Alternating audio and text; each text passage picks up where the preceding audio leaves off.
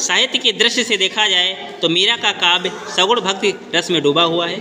इनके आराध्य श्री कृष्ण हैं और इनकी भक्ति साधना ही काव्य साधना है। इनकी काव्य साधना का मुख्य स्वर भी कृष्ण भक्ति में ही है। ईश्वर से दाम्पत्य प्रेम के रूप में व्यक्त इनकी भाव अनुभूति मधुर गीत बनकर काव्य जगत की धरोहर बन गई। विरह की स्थिति में इनके हृदय से निकले गीत और इनके समस्त पद अत्यंत मर्म स्पर्शी अर्थात हृदय को छूने वाले और सच्चे प्रेम की पीड़ा से ओतप्रोत हैं। इनकी भक्ति और प्रेम में डूबे गीत आज भी तन्मयता के साथ गाए जाते हैं। मीराबाई की प्रमुख रचनाएं निम्नलिखित हैं। पहली रचना है नरसिंह जी का मायरा, गीत गोविंद की टीका, राग गोविंद, मीराबाई की मल्हार, राग सोरठा के पद, गरबा गीत, राग बिहाग और फुटकर पद, मीराबाई की पदावली। नरसिंह जी का मायरा कृत में मीरा द्वारा गुजरात के प्रसिद्ध भक्त कवि नरसिंह मेहता की प्रशंसा की गई है। धन्यवाद। मीराबाई जी की भाषा राजस्थानी, ब्रज और गुजराती भाषा का मिश्रण है। इनकी शैली कैसी है? गीतात्मक शैली, भावपूर्ण शैली और मुक्तक शैली का इन्होंने अपने काव्य में प्रयोग किया है।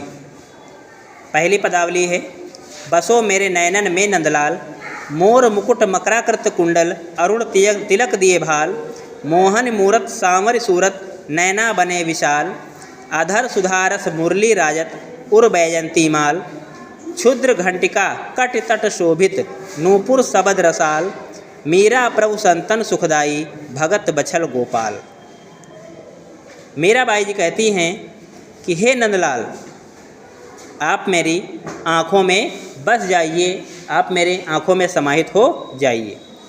मोर मुकुट, जिनके सिर पर मोर के पंख से बना हुआ मुकुट सुशोभित है, मकराकृत कुंडल, मछली के आकार के जो कानों में कुंडल पहन रखे हैं, अरुण तिलक दिए भाल, भाल मिस मस्तिष्क माथा, अरुण मिस लाल, लाल रंग का जिनके माथे पर तिलक शोभित है, मोहन मूरत, जिनकी मूर्ति, जिनका स्वरूप मन को मोहने वाला है, मन को हरने वाला है, सांवर सूरत, जिनकी सूरत कैसी है, जिनका रंग कैसा है, सांवला सा रंग है, नैना बने विशाल और उनके बड़े बड़े नेत्र हैं, अधर सुधा रस मुरली राजत, अधर उनकी होठों पर सुधा रस अमृत को बरसाने वाली मुरली सुशोभित होती है, उर वैजंती माल और हृदय पर वैजंती की माला सुशोभित हो रही है। ऐसे श्री कृष्ण मेरी आँखों में बस जाएं। क्षुद्र घंटिका कट तट शोभित, नूपुर सबद रसाल, घंटियाँ, क्षुद्र घंटिका कट तट शोभित, नूपुर सबद रसाल, कट मिस कमर में, उनकी कमर में छोटी छोटी घंटियाँ अर्थात घुंघरू बंधे हुए हैं, नूपुर सबद रसाल, उन घुंघरुओं से बहुत ही मधुर ध्वनि उत्पन्न हो रही है। मीरा प्रभु संतन सुखदाई, भगत बछल गोपाल। मीराबाई जी कहती हैं ऐसे प्रभु श्री कृष्ण जो संतों को सुख प्रदान करते हैं, संतों की सेवा करते हैं, संतों की रक्षा करते हैं, भगत बछल गोपाल, ऐसे श्री कृष्ण की हम अनन्य उपासिका हैं।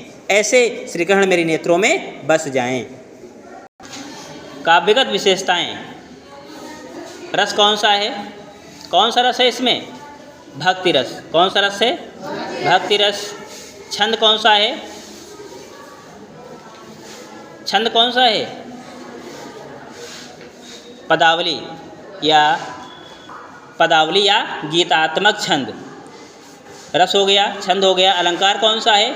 अनुप्रास अलंकार। कौन सा अलंकार है? अनुप्रास अलंकार। किसमें अनुप्रास अलंकार है? बसो मेरे नैनन में नंदलाल, नैनन और नंदलाल, नान आ रहा है। फिर मोर मुकुट मकराकृत, मोर में माँ रहा है, मुकुट में माँ आ रहा है और मकराकृत में भी माँ आ रहा है, इसलिए यहाँ पर अनुप्रास अलंकार है। और भाषा कौन सी है? राजस्थानी मिश्रित ब्रज भाषा का इन्होंने प्रयोग किया है। ठीक, धन्यवाद।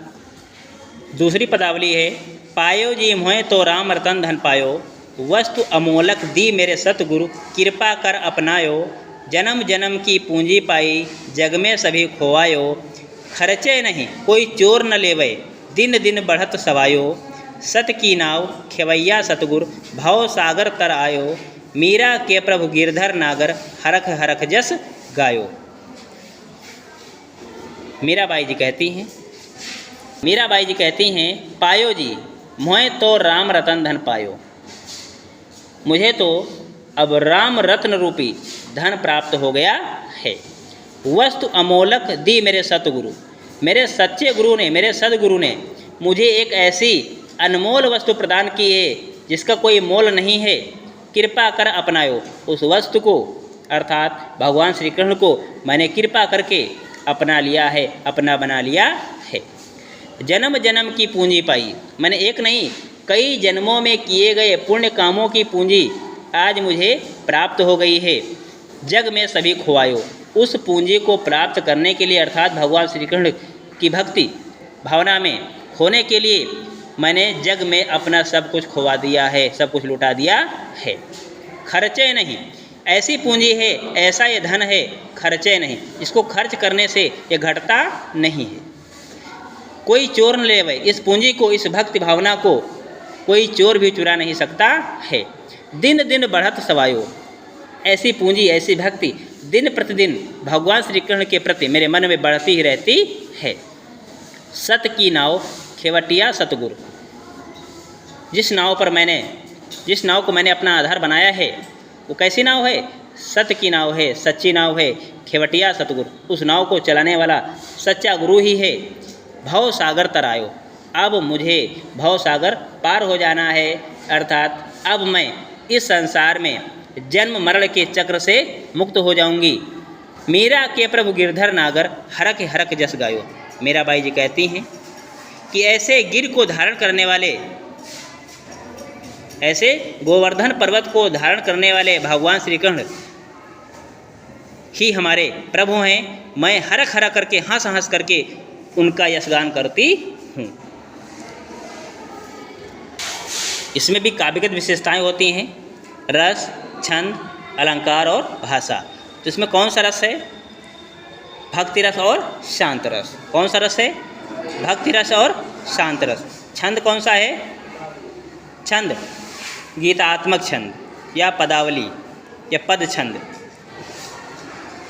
अलंकार कौन सा है? अनुप्रास और रूपक अलंकार। भाषा कैसी है? राजस्थानी मिश्रित ब्रज भाषा। ठीक है।